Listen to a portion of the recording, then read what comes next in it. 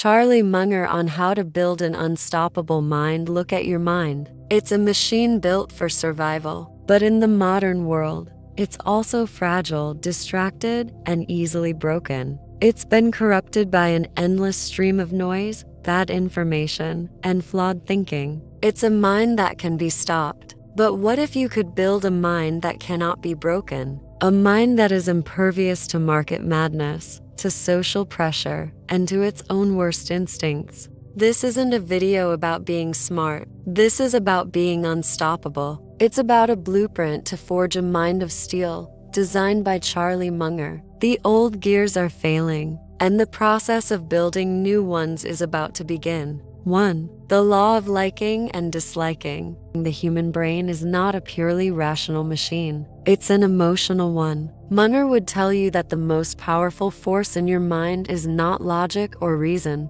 It is the law of liking and disliking. It's a psychological super force that instantly makes you biased for or against a person, an idea, or a place. He'd explain that you instinctively trust people you like, even if their ideas are flawed. You dismiss people you dislike, even if they're right. This is a cognitive shortcut that saves your brain energy, but it is the primary enemy of an unstoppable mind. Munger would say that a mind that can be swayed by a simple preference is a mind that can be easily broken by a charismatic fool. The unstoppable mind has trained itself to see ideas for what they are, regardless of the person who presents them. He would use a powerful historical analogy. Imagine a king who has two advisors. One is a lifelong friend, a charismatic man who always agrees with him. The other is a brilliant strategist, but a person the king personally dislikes. The king is faced with a critical decision. His friend gives him a flawed emotional plan,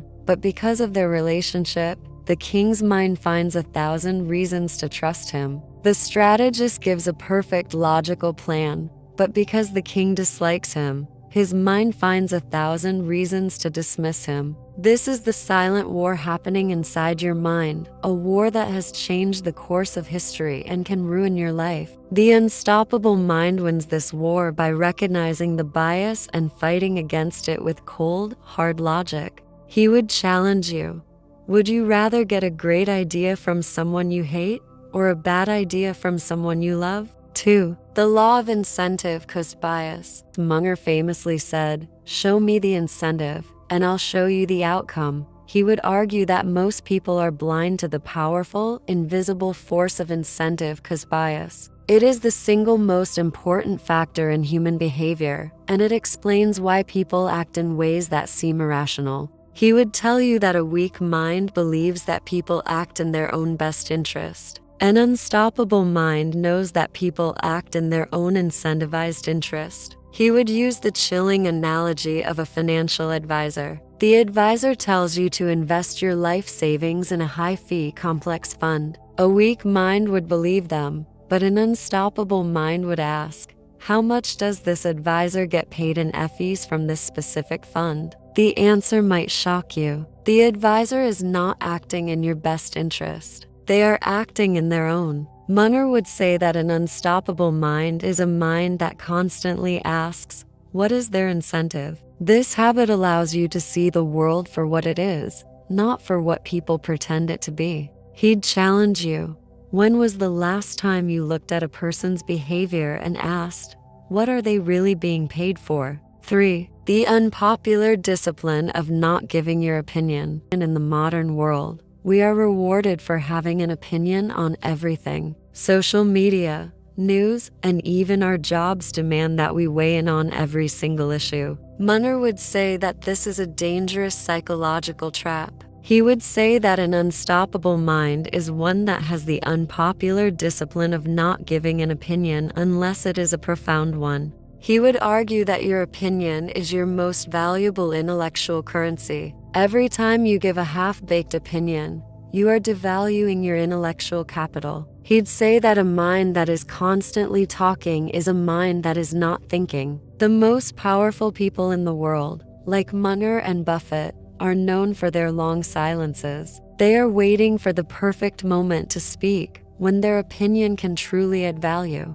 This is the ultimate form of intellectual patience. He would use the analogy of a master carpenter and their toolbox. The amateur carpenter is constantly taking out every tool, trying to use a hammer for a screw or a screwdriver for a nail. They are always busy, always making noise, and always working inefficiently. The master carpenter, however, knows exactly which tool to use for which job, and they only take out the one they need. The master does not waste energy or motion. The unstoppable mind is a mind that has learned to be a master of its own intellectual toolbox. He would ask you, are you a person who is constantly giving your opinion, or are you a person who is constantly thinking? 4. The master habit of disconfirmation. And your brain is a brilliant but flawed machine. It is naturally wired for confirmation bias, the tendency to seek out information that confirms what you already believe. Munger would say that this is the biggest obstacle to an unstoppable mind. The unstoppable mind is built on the master habit of disconfirmation.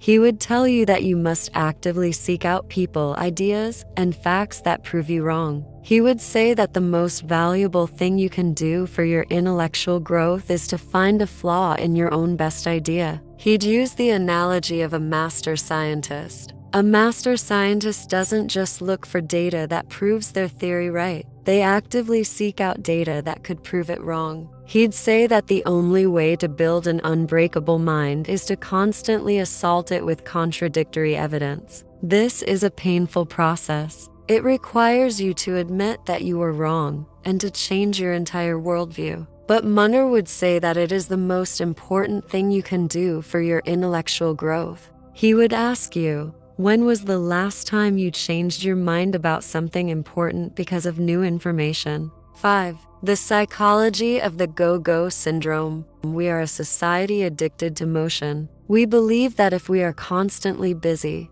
we are constantly making progress. Munger would say that this is a powerful and dangerous psychological trap that he called the go-go syndrome. It is the belief that speed and motion are more important than thought and deliberation. He would argue that a mind that is constantly moving is a mind that is not thinking. He would say that all of the great opportunities in life require patience, deep thought, and careful planning. The average person is constantly looking for the next thing to do. The unstoppable mind is constantly looking for the right thing to do. He'd say that you are not a machine. You are a human being, and your mind needs time to process, to reflect, and to think. The most productive thing you can do is to sit still and think. He would use the analogy of a person running on a treadmill. The person is running as fast as they can, sweating and working hard, but they are going nowhere. The person on the side, however, is sitting still, thinking and planning their next move. The person on the treadmill is a hero of action, but the person sitting still is a hero of thought. The unstoppable mind understands that the most important work is often done in silence. He would ask you, what is the one thing you are doing today that you would be better off not doing at all? 6. The uncomfortable wisdom of opportunity cost. In every decision you make, you are not just choosing one thing. You are choosing to give up every other thing. Munger would say that most people are blind to this uncomfortable reality. He would call it the uncomfortable wisdom of opportunity cost. He would explain that a weak mind only sees what it is gaining. An unstoppable mind sees what it is giving up. He'd say that a person who takes a job they don't love is giving up the opportunity to find a job they do. A person who stays in a bad relationship is giving up the opportunity to find a great one. Munger would say that the truly wise people are the ones who are willing to feel the pain of giving up a mediocre option for the chance of a great one. He'd say that your life is a series of choices, and the more choices you make, the more you have to lose. He would use the emotional analogy of a person who has been in a comfortable but unfulfilling relationship for 10 years. They are afraid to leave, not because they are happy, but because they are terrified of being alone. They are so focused on not losing the comfort of the relationship that they are blind to the fact that they have already lost. The cost of their choice is 10 years of their life, and the cost of staying is the rest of their life. The unstoppable mind is a mind that has learned to embrace the pain of giving up something good for the chance of something great. He would ask you,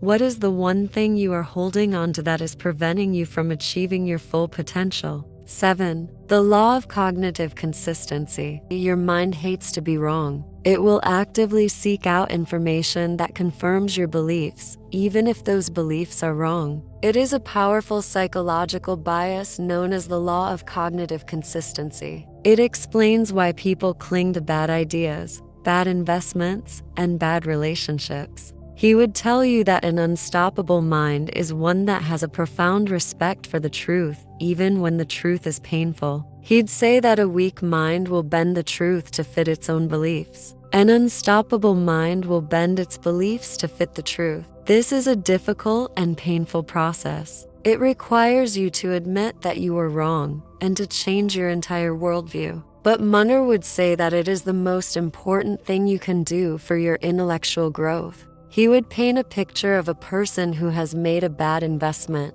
The stock is going down, but the person refuses to sell. They spend all of their time reading articles that confirm their belief that the stock will go up. They are a prisoner of their own bias. They are so afraid of admitting they were wrong that they are willing to lose everything. The unstoppable mind, however, looks at the evidence, admits it was wrong, and moves on. The unstoppable mind is a mind that has learned to love the truth more than it loves its own ego. He'd ask you, what is one of your deeply held beliefs that you are willing to question right now? 8. The power of inverting your failures. Most people see failure as a final destination. They see it as a sign of weakness, a reason to give up. Munger would say that this is the wrong way to think about failure. He would say that the true power is found in inverting your failures. He would explain that failure is not a final destination. It is a profound source of information. He would tell you to stop asking, "Why did I fail?" and start asking, "What profound lessons can I extract from this failure?" He'd say that the most successful people in the world are not the ones who never fail. They are the ones who learn the most from their failures. He'd say that your failures are the most valuable education you will ever receive, and that you must learn to embrace them. He would use the analogy of a master gardener. The amateur gardener sees a failed crop and gives up. The master gardener sees a failed crop and spends all their time studying the soil, the water, and the light to understand what went wrong. The master gardener knows that a single failed crop can teach them more than a dozen successful ones. The unstoppable mind does not fear failure. It welcomes it as a teacher. The unstoppable mind understands that the greatest lessons are often found in the most painful experiences. He would ask you, what is the one thing you have failed at that you are willing to re-examine right now?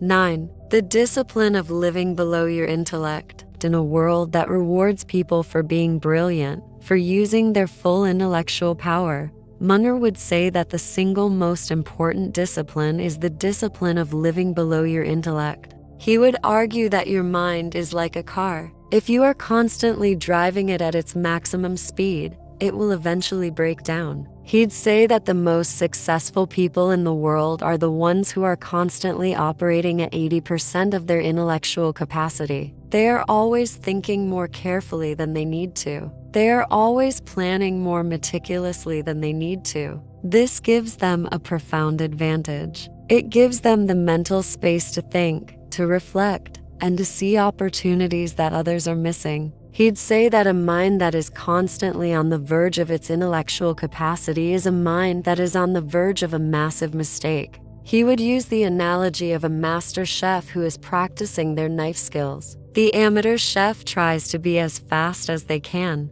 The master chef, however, practices with a slower, more deliberate motion, using a smaller knife to improve their precision and speed. The master chef knows that their real advantage is not in their speed, but in their control. The unstoppable mind is constantly training with a weight vest on. When they are faced with a real-life challenge, they are able to perform at a level that others cannot even imagine. He would ask you, are you constantly driving your mind at its maximum speed, or are you living below your intellectual capacity? 10. The psychology of the antifragile mind. We all want a mind that is resilient, a mind that can withstand the shocks and chaos of the world. But Munger would say that you shouldn't just want a resilient mind. You should want an antifragile mind. He would explain that a resilient mind can withstand a shock, but it doesn't get stronger from it. An antifragile mind gets stronger from chaos. He would use the powerful analogy of a boxer who gets punched in the face. A resilient boxer will get up,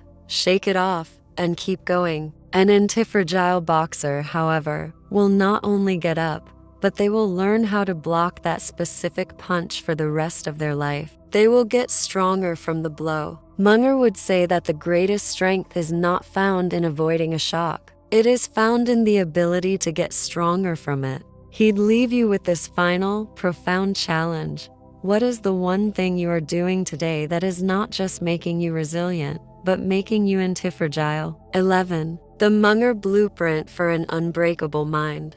And just like that, the conversation is over. He is gone. The wisdom he shared is now yours. This isn't just a list of ideas. It's a blueprint for a mind of steel. It's a system designed to help you avoid the pitfalls that lead to mediocrity and failure. It's a way to become the master of your own mind, to build a fortress of intellectual strength that no one can breach. It's a life of profound wisdom, clarity, and success. But the blueprint is worthless unless you become its architect. This is not a passive experience. This is a choice, a single life-altering choice you must make now. If this conversation gave you a glimpse of the mental clarity you've been searching for, there's only one thing to do. Hit that like button as a vow to your future self. Let it be the first act of your rebellion against the psychological forces holding you back. And if you are truly serious about forging a mind of steel and building a life of profound wisdom, then subscribe now. This is your first step toward joining the 1% who choose to think differently. Your life will never be the same. Before you go, I want you to answer one final question in the comments below. What is the one bad idea you are going to unlearn today? The next move is yours.